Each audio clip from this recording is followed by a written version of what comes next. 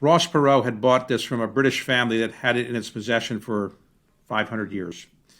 And he put it on display at the National Archives. He decided to sell it.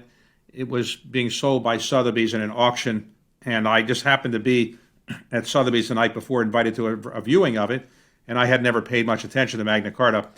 And the Sotheby's curator said it's likely to be sold the next night to somebody from outside the United States. So I realized quickly that the document that was the inspiration for the Declaration of Independence, among other things, would leave the United States. And so I thought one of the 17 copies should stay in the United States. So I just resolved to go back the next night at the auction and buy it, and I got lucky and bought it and basically gave it to the U.S. Archives. David, welcome to the show. Thank you for inviting me. I'm curious to get a sense of what your parents were like in your childhood. Well, my parents were not college graduates or high school graduates even. My father dropped out of high school to go into World War II, came back, met my mother. She dropped out of high school to marry him. He was 20, she was 17. They were relatively simple in the sense that they didn't have a lot of outside interest. Their main interest was their relatives, so they spent most of their time with their relatives, their nieces or nephews or cousins or aunts or whatever. So they were simple. They were not the people pushing me to become this or become that. Given you grew up relatively poor, I'm curious how you talk to your own kids about money. Well, that's a more challenging subject for me because my parents didn't really have to talk about money very much because they didn't have any to talk about. Clearly, it's easier to be raised when a family doesn't have money because you don't have a lot of the challenges that money brings. In my case, I tried to shield my children for a long time from my wealth, but when Forbes and other people come out and write articles, eventually they hear about it and they might see it.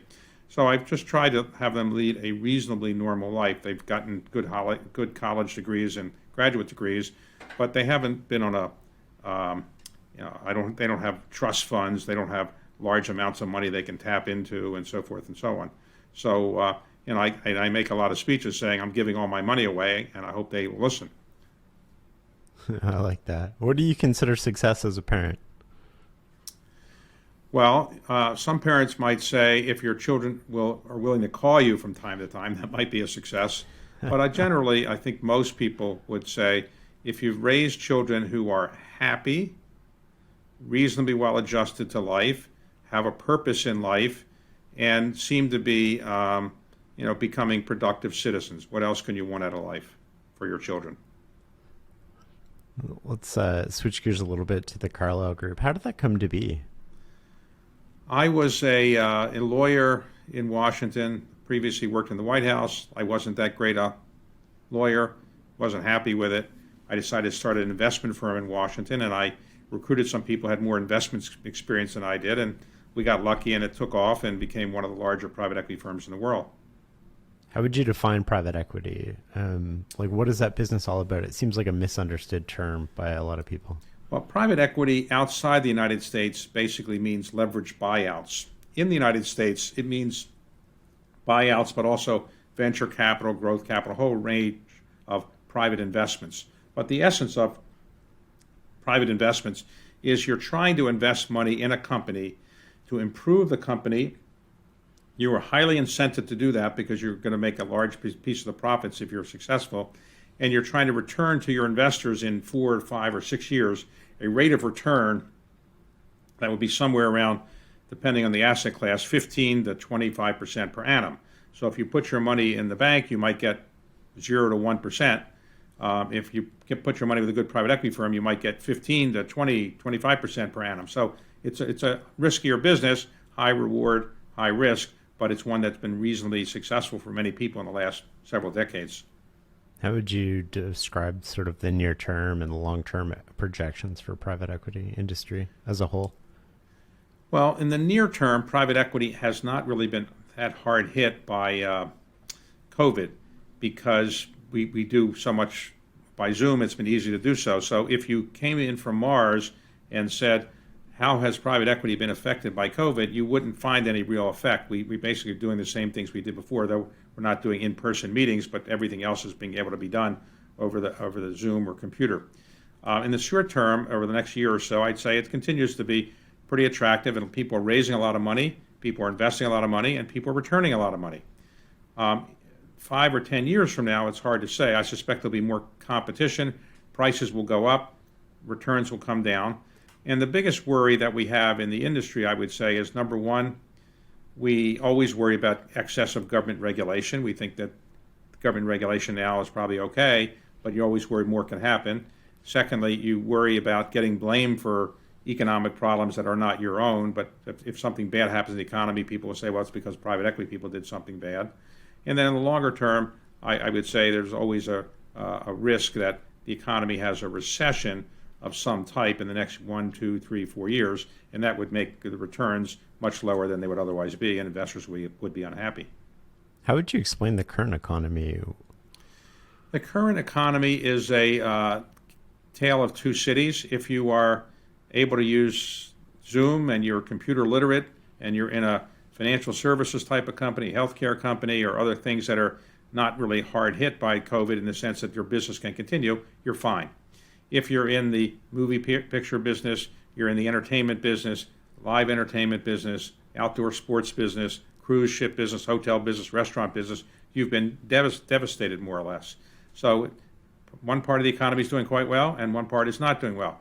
But the part that is the most concern is that workers in the industries I described that are not doing well, they have often been laid off, if not furloughed, before they've been laid off. And then they now have to retool themselves or find a new job. In many cases, these are not people that have a lot of extra money saved up. These are people who really depend on the social net that we have established, which isn't as great as it should be. I never thought in the United States I would see long lines of cars, miles and miles and miles of cars lined up to get food in cities that are seen as relatively prosperous like Dallas. But it's happened now because people have been living paycheck to paycheck at certain parts of our economic structure, and now they've been laid off and now they don't have money. How do you think about the stimulus the government's providing? What's your framework for that, thinking through that? Well, when the government had a severe economic problem in 2007, 2008, the people running the government then in the financial world, Ben Bernanke and Hank Paulson, went to Congress and said, we need a big stimulus package, a bailout of $800 billion. That shocked people so much that Congress initially said no, or at least the House of Representatives did. Eventually, that money was put in and maybe some more. It was recognized that had not been done, the economy would have collapsed. Today, the economy is bigger, more money is needed. So far, the U.S. government has put in, I would say, roughly $2.5 trillion into bailing out the economy that COVID has devastated. Now, President Biden wants another $1.9 trillion. I don't think he'll get all of that, but I think if he didn't get any of that, the economy would collapse. So I think it's recognized we need to do more than we're doing now, but maybe not as much as some people would like. And how do you see the path toward paying off that debt? Does that include asset sales from the government to private equity companies? How do you see this, or is it sustainable the way that it is? Well, generally, people are taught in life, when you borrow money, you're supposed to pay it back. And if you don't pay it back, that's not good. And so that's what everybody has learned. The government seems to have a different principle. If you borrow money and you can't pay it back, borrow more money and then borrow more money to pay back the money you couldn't pay back, and just keep borrowing money and printing money. Obviously, at some point, this will probably end. But right now, the view in Washington and New York and other financial circles is the United States can keep printing dollars. People will still buy them at low interest rates because it's relatively likely that the money will be repaid at some point, even though the interest rate is very low. So for the time being, I suspect we can continue to keep borrowing money. But at some point, when interest rates rise again, it's going to be very expensive. So if you have today $26 trillion, $27 trillion of federal debt, and that the interest rate is less than 1%, you can afford it. When interest rates go to 3, 4, or 5%, that is going to squeeze out all the other federal expenditures we need. So for the time being, it's okay, sustainable, not desirable, but sustainable. In the longer term, it's a problem. It seems like it's an example of a strategy that sort of works within a narrow set of parameters, and as soon as those parameters change, it breaks pretty quickly. Yeah, well, it's like everything is fine until it's not. So as somebody once said, a famous economist worked for President Nixon, if something can't keep going on forever, eventually it won't.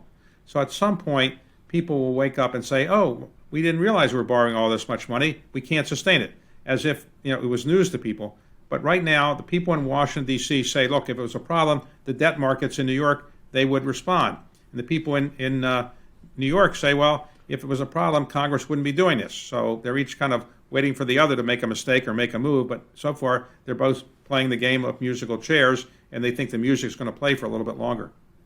It seems like the current environment, as you alluded to, has obviously benefited companies that are sort of like Zoom-based. How do you see the physical recovery for companies in the infrastructure space, the sort of asset space, what has largely been considered the core of the economy before recently?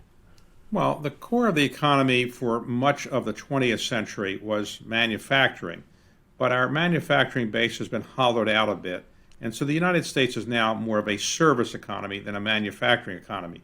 But as we talk today, President Biden is trying to get more people to manufacture more in the United States and also buy more things manufactured in the United States, which means that they need to produce more in the United States.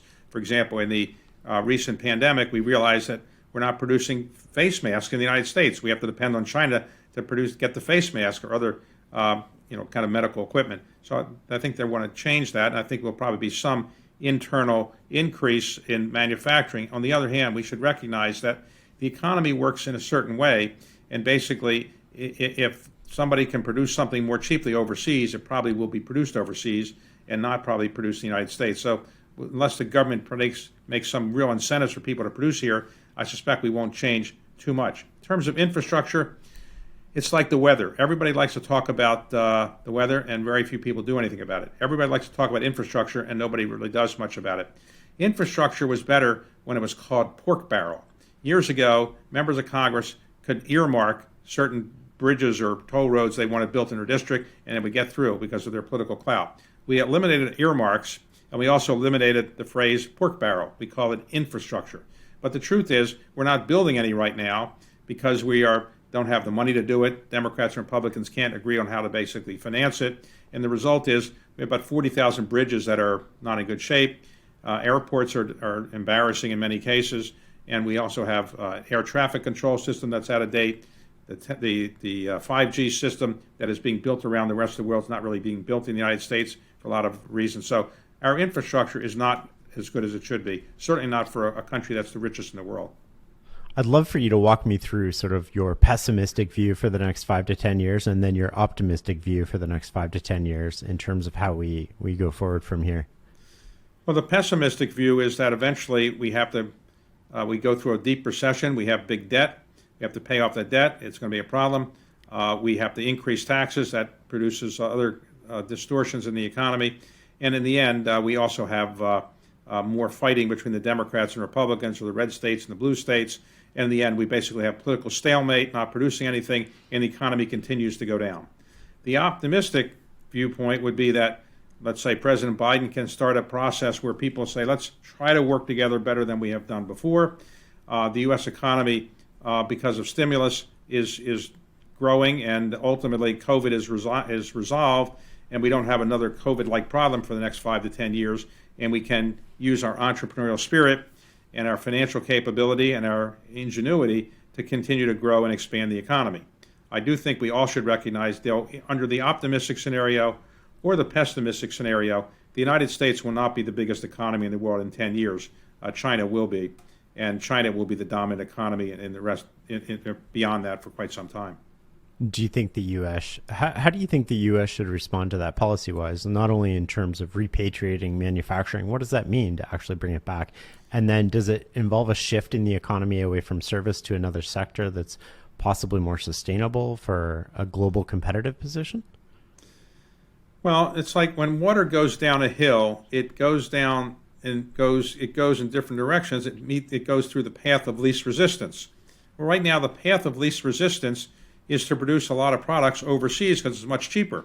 So you can manufacture something in Thailand, ship it over to the United States, and it's cheaper than manufacturing it in Michigan. And for that reason, Walmart and other stores load up on things that are produced overseas at much lower prices than we can produce them in the United States. And that's why we've had very modest inflation for the last 25 years as our economy has become more dependent on foreign products. I think trying to reverse that is very, very difficult unless we're willing to accept enormous amounts of inflation, and I don't think we're prepared to do that. And so I suspect for the foreseeable future, we're going to be more of a service economy and more of a economy that outsources things and more of an entrepreneurial economy that comes up with creative ideas, but they are often manufactured overseas. I'm curious if there was a moment with Carlisle where everything seemed to be going wrong or you didn't think it was going to work out. What happened and how did you recover from that? Well, when we first started the company, we didn't really have much money, and so we almost spent all the money we had on one deal that we lost. We were about to lose a deal, and so we had no more money. We lost that deal. We couldn't make any profits on that deal. Finally, we got lucky. We turned that around. We bought the company, and it did well. In the Great Recession, we had a debt fund that didn't do well, and as a result, we had to deal with the consequences of that. But generally, we've done okay over the years. Is that because you position yourself where one deal is not going to kill you, or? Well, we've done about 1,000 deals over the years, and not counting real estate. I'm talking about corporate investments. Real estate would probably be another 1,000 assets or so. So you don't want to be that dependent on any one asset, and therefore I think that that's a good thing. You don't want to put too much money into any one deal. What have you learned from doing 1,000 deals? Well, you learn that every investment committee memo tells you that every deal is going to be spectacular. And there's a general view that the longer the investment committee memo, it must be a better deal. So people will write these 200 or 300-page memos as if a long memo will convince you how great the deal is. But I would say that you learn that you're going to make some mistakes. All deals won't work. Things you can't anticipate happen. And sometimes there's also a lot of luck involved, and you get lucky sometimes. What do you look for in a deal? When you see those memos, what is it that you're not reading the 300 pages? What do you go to? Well, I should point out that there are a lot of people at Carlisle who are really the investment pros. I have specialized in other things. I'm on a lot of the investment committees, so I wouldn't say that the firm is depending on my judgment on investments. We have people more experienced at doing the investing. But generally what you're looking for is a company that has a good manager, has some kind of business that's relatively proprietary. There's some barriers to entry, so you can't have unlimited competition. You have the ability to improve the company that you're buying.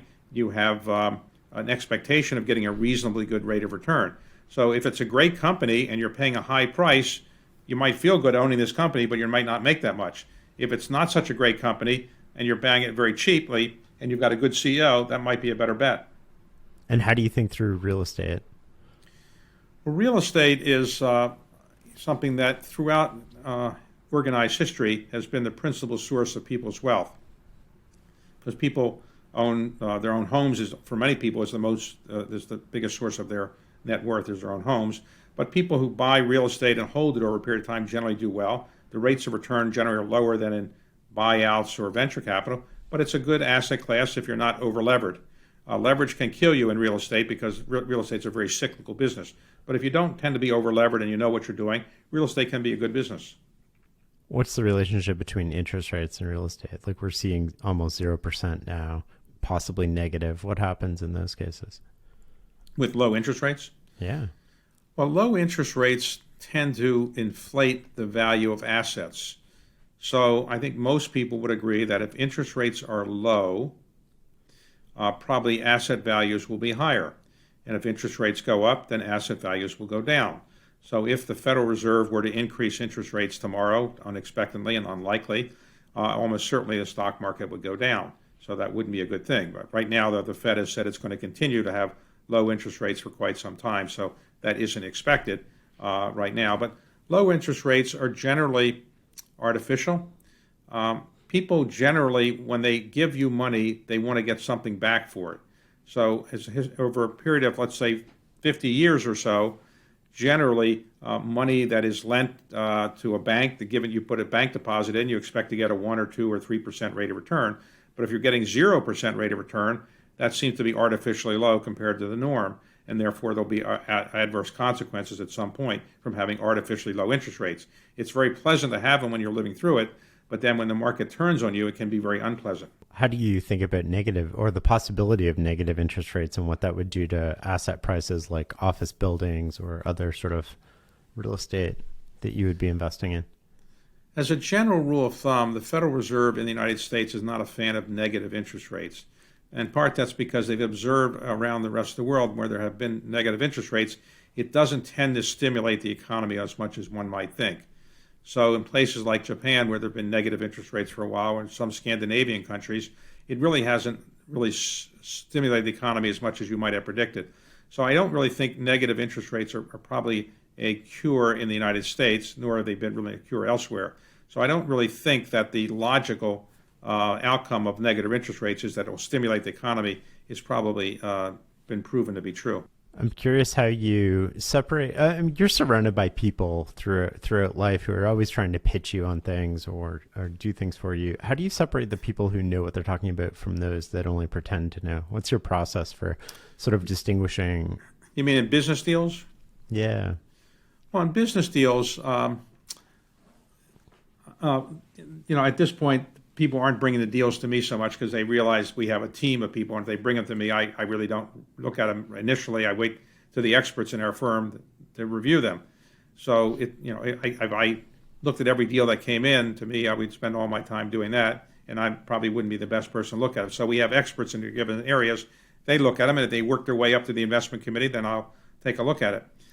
People always think a deal is going to be great, and they want to bring you an idea. But you have to be polite and say, well, might be good. Let me have my expert look at it, as opposed to let me say, I'll look at it and I'll tell you myself it's not a good idea. Generally, you try not to do that. It seems like a large part of making effective decisions is dealing with reality. How do you make sure that you're dealing with reality? How do you observe the present? How do you think about the future? Well, all of life as you grow up is a maturation process where you're trying to deal with reality. So everybody has ambitions, everybody has hopes.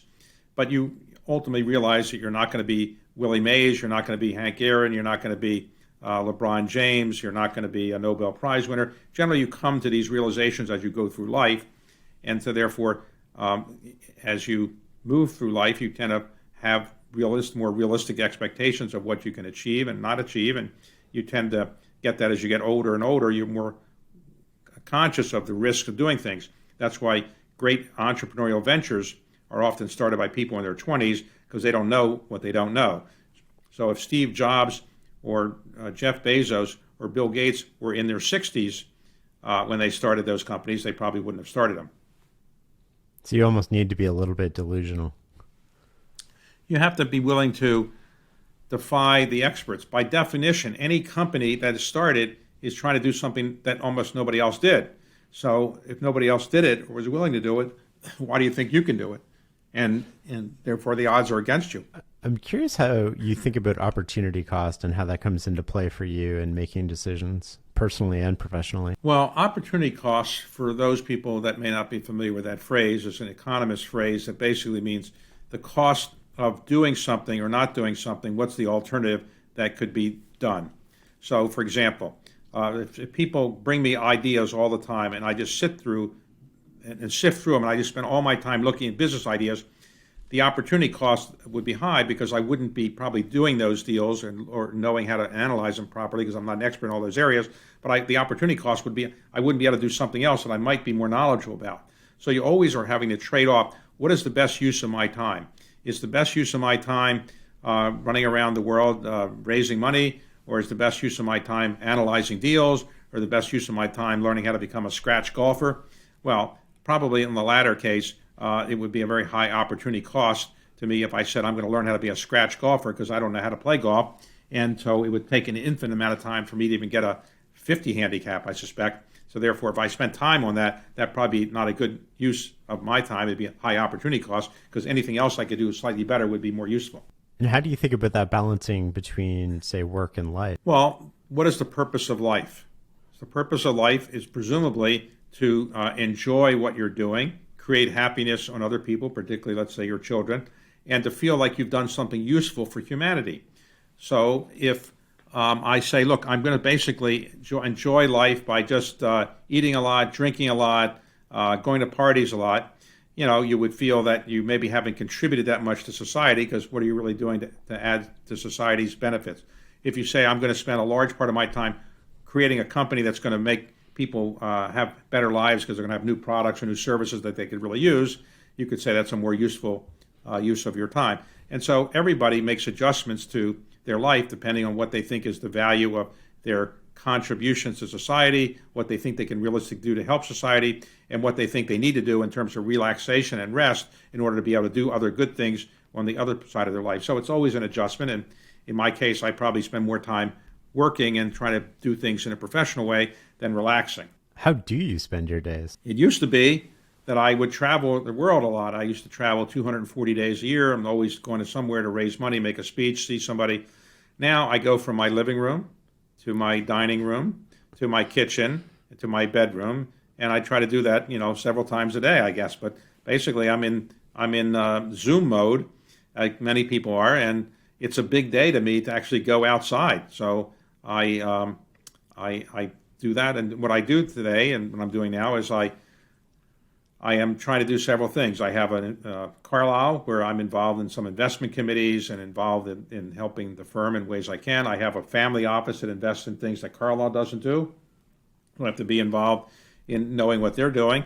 And then I have a TV show that I do interviews for. I have some other programs I do interviews for.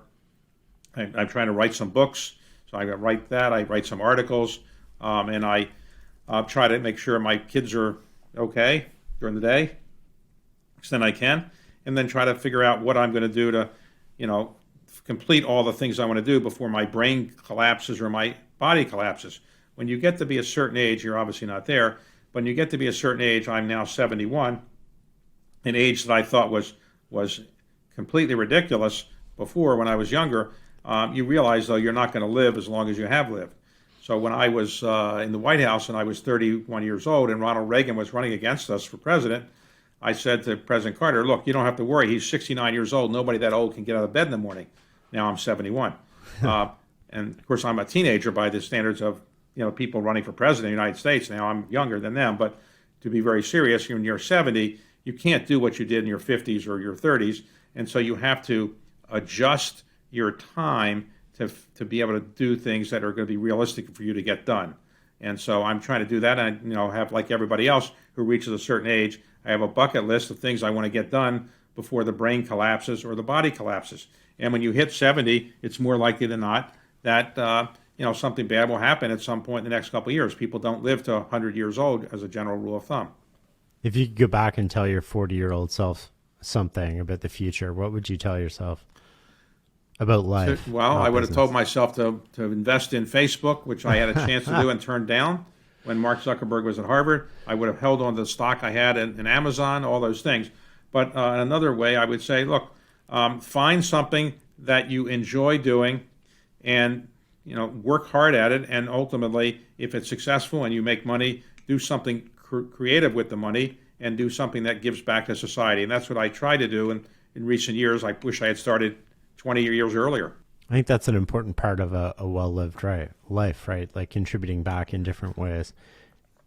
Nobody ever says, I really hate myself. I'm helping my country, but I hate myself for doing that. Or I'm giving back to society. I hate myself for doing that. You feel better about yourself, and maybe that'll make you live longer if you feel like you're giving back to society. What do you do for rest and relaxation? Podcasts. I go on other people's podcasts. So I, do a lot of. I would say I'm not that good at that because I don't rest and relax as much as I should. So I should exercise more. I have a gym in my basement, and I operate on the osmosis theory that if I walk past the equipment by osmosis, something good will happen. But I'm not sure that other people agree with that. So I wish I was better at resting and relaxing. I'm not that good at that. So I don't really take vacations, and I don't really rest and relax that much. So I wish that's one of my big weaknesses. What's your daily eating habits like? Are you morning, you eat breakfast, you get up, coffee, and then lunch, or you skip breakfast? What does that look Well, like I for you? try to get up reasonably early and read the newspapers. It's an old-fashioned thing. You know what newspapers are. I don't read them online. I like to go buy the newspapers. And then I don't drink coffee, but I might drink some tea. And then look at the morning news shows and then look at my schedule and figure out, okay, am I prepared for all these events I've got to do today and make sure I'm prepared. And then go through the day, which is typically a series of now speeches, interviews, being interviewed, doing the interviews myself, writing, reading, catching up with contacts and doing what I can to, make life as normal as I can. And do you have a process for winding down at the end of each day, or like a routine? No, at the end of the day, I try to just catch up on emails and read and try to read a book. I interview a lot of authors on various TV shows I might have, and so I think it's a courtesy to read the book. So I tend to read the book, and so I'm always trying to finish the books that I'm supposed to be interviewing somebody about. So that probably winds me down. How is it you want to be remembered by others? Well, so some people would say I want to be remembered as the oldest person who ever lived. That could be one, but I guess more seriously, I'd like to be remembered as somebody that gave back to the country in a way that the country appreciated what he did and that he was a good father to his children, and they are going to be his ultimate legacy. One of the things you've given back to the country is the Magna Carta. Right. I'm curious where that came from and what's the story behind that and why was that important to you? I lived many years of my life and I never paid attention to the Magna Carta. And it turns out that there are 17 copies in the world of various versions of it. What is it? What is the Magna Carta? Yeah, just so everybody's on the same page. The Magna Carta was essentially a charter agreed to by King John in June of 1215, in which barons had certain rights. It wasn't for all the people. The rights were like a right to a punishment that's proportionate to the crime, or in effect, no taxation without representation, or things that are basic rights, and very many of them are in our Bill of Rights. It was really for the barons, it was for the wealthy upper class to make certain that the king didn't do certain things to them. But it got elongated over the years into a document that is seen as symbolizing the rights and basic freedoms that humans should have. And so Ross Perot had bought this from a British family that had it in its possession for 500 years. And he put it on display at the National Archives. He decided to sell it. It was being sold by Sotheby's in an auction, and I just happened to be at Sotheby's the night before, invited to a viewing of it, and I had never paid much attention to Magna Carta. And the Sotheby's curator said it's likely to be sold the next night to somebody from outside the United States. So I realized quickly that the document that was the inspiration for the Declaration of Independence, among other things, would leave the United States. And so I thought one of the 17 copies should stay in the United States. So I just resolved to go back the next night at the auction and buy it. And I got lucky and bought it and basically gave it to the U.S. Archives. And why was that important to you personally?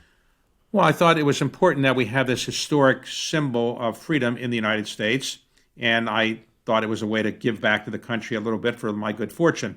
My theory is that when you see historic documents or when you have historic buildings like the Washington Monument, we should have them be attractive to people to visit, because when they visit them, they will learn more about history, more about our government, and that'll make a more informed citizen. Right now, we don't teach history very much, American history in college or high school anymore. We don't teach civics very much either. So the result is we have a lot of uneducated people about the basic facts of our history and the basic facts of our government. And I think it'd be better if people are better informed. So this is a small way to move in that direction. I want to come back to you mentioned you interview a lot of people. You get your podcast. You do it at the Economic Club of Washington. I watched some of your interviews in preparation for this. I'm curious as to some of the timeless lessons that you've learned from others that you sort of wish you would have learned sooner. Well, the people I've interviewed, I would say generally I interview people I know somewhat, though obviously not everybody I interview do I know before. I would say that the lessons I've learned is that the most successful people tend to be relatively humble and modest about their accomplishments, maybe because they realize they had a fair amount of luck. That many people I've interviewed worked very hard to get where they came from. They came from modest circumstances. That arrogance is not generally a thing that they follow as much. Obviously, there are arrogant people that have become successful leaders, but generally the people I interview tend not to be as arrogant as some people. And generally, I've learned that people are willing to talk about themselves. And if you treat people with respect in the interview, you can get them to say a lot of things that'll be interesting to other people. What's the most interesting thing that's been revealed? Jeff Bezos told me he has to get 8 hours of sleep every night. And I said, geez, if I'd had 8 hours of sleep every night, maybe I'd be wealthier. But he said he has to have 8 hours of sleep. I didn't realize that was a key. He also said he doesn't make any key decisions before 10 a.m. or after 5 p.m. I did wish I'd known that as well. Is that something that you've started to apply after that? Are you getting 8 hours of sleep a night? No, I'm not. I'm probably getting 6. So I just don't know whether I would be more successful if I got more sleep, but it's hard for me to do that, and so I am what I am.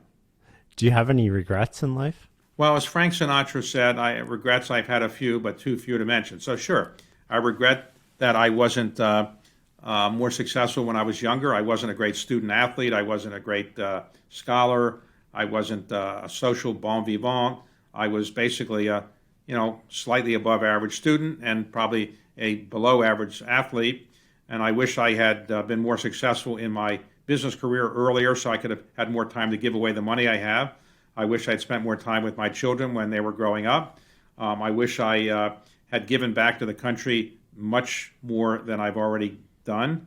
But on the whole, I'm reasonably happy with the good fortune I've had. How do you think about giving back and making that effective? I know you've signed up for the Giving Pledge, but Right. how do you think about using your wealth to give back? Like, what does that look like for you?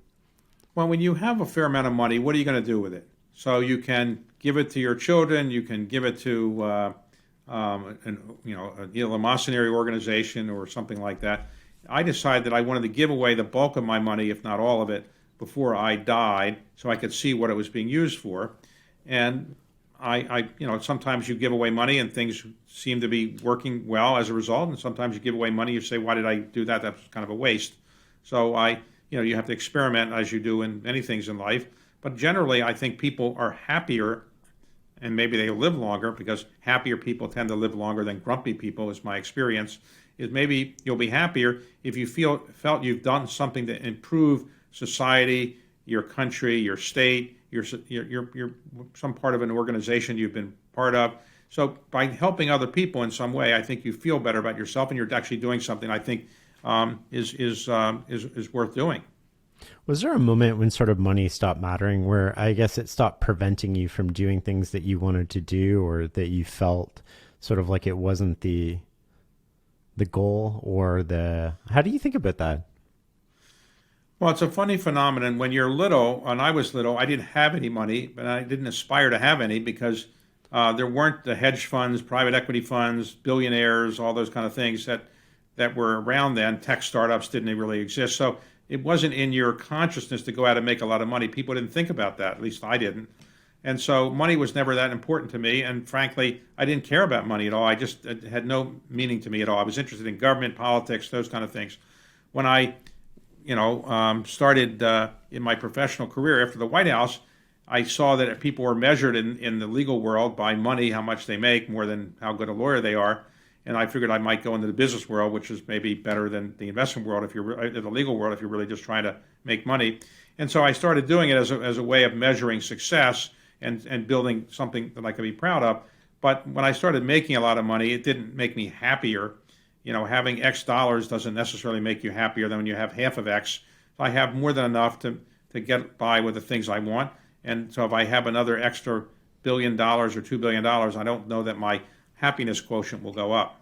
But you'll be able to do more. Like I find it really interesting. I'll give away more money. You want sure. to give back, and pardon? Well, sure. If I have more money, basically all the money I'm earning now, I'm giving away. So I'm giving away a fair bit of money now, and I intend to give away a lot more. And I hope if I live a reasonable lifespan, I'll have given it all away. Thank you so much for your time today, David. My pleasure. Thank you for very informed questions, and I appreciate it. Thanks for inviting me.